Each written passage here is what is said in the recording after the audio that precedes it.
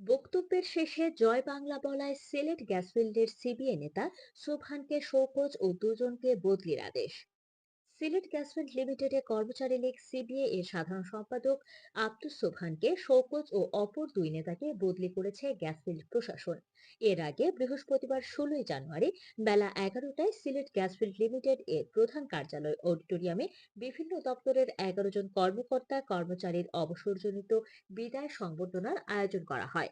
উক্ত অনুষ্ঠানে মহাব্যবস্থাপক হিসাব ও অর্থ পান্না লাল ধরের সভাপতিত্বে প্রধান অতিথি ছিলেন কোম্পানির ব্যবস্থাপনা পরিচালক প্রকৌশলী মোহাম্মদ রেজাউল ইসলাম। অনুষ্ঠানে কর্মচারীদের পক্ষ থেকে বক্তব্য রাখেন কর্মচারী ইউনিয়নের সাধারণ সম্পাদক ওসমানী আলী ও কর্মচারী লীগের সাধারণ সম্পাদক আব্দুস সোবহান। সোবহান তার বক্তব্য শেষে জয় বাংলা স্লোগান দেন। এর প্রেক্ষিতে ব্যবস্থাপনা পরিচালক বরাবর অভিযোগ জানায় বিএনপি সমর্থিত কর্মচারী ইউনিয়নের নেতারা।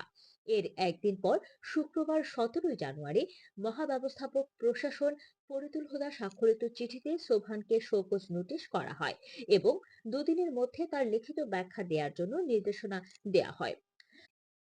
আজ শনিবার আরেক আদেশে কর্মচারী লীগ সিবিএ এর প্রচার সম্পাদক junior computer operator Nazmul Islam Rashidpur গ্যাসফিল্ডে ও জুনিয়র কম্পিউটার অপারেটর মঞ্জুর আহমদকে বিয়ানীবাজার গ্যাসফিল্ডে বদলি করা হয়েছে।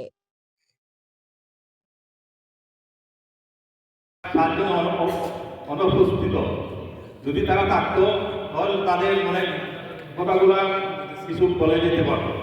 আমার রিকোয়েস্ট থাকবে ব্যবস্থা পরিচালক কর্তৃক প্রশাসনের প্রতি সবার প্রতি আমার দৃষ্টি আকর্ষণ করার জন্য বলছি যে আপনারা যথাসময় যে রিটায়ার করবে একটা নীতিমালা করবেন।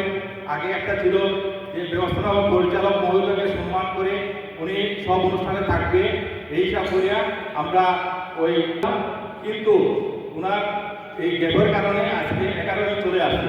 গত জুন মাসে 30শে জুন গেছে 3 জন, আর পর্যায়ক্রমে লাস্টে এই পর্যায়ে 11 জন চলে গেছে।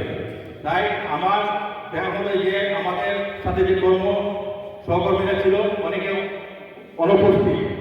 বিশেষ করে আমার সাথে যারা ছিল এখানে আছে যারা খন্দকার জুনায়েদ সাহেব ডিজিএম মহোদয় এবং সাইফুল্লাহ সাহেব ডিজিএম মহোদয় এবং আমার সহকর্মী জনাব সাইদুর রহমান এবং মুশারফ হোসেন, এরা আজকে এই সিলেট গ্যাসফিল্ডে কমপক্ষে 34 বছর শ্রম দিয়ে গেছে, কিন্তু তাদেরকে আমরা আজকে কোনোভাবেই সম্বোধনা করতে পারলাম না।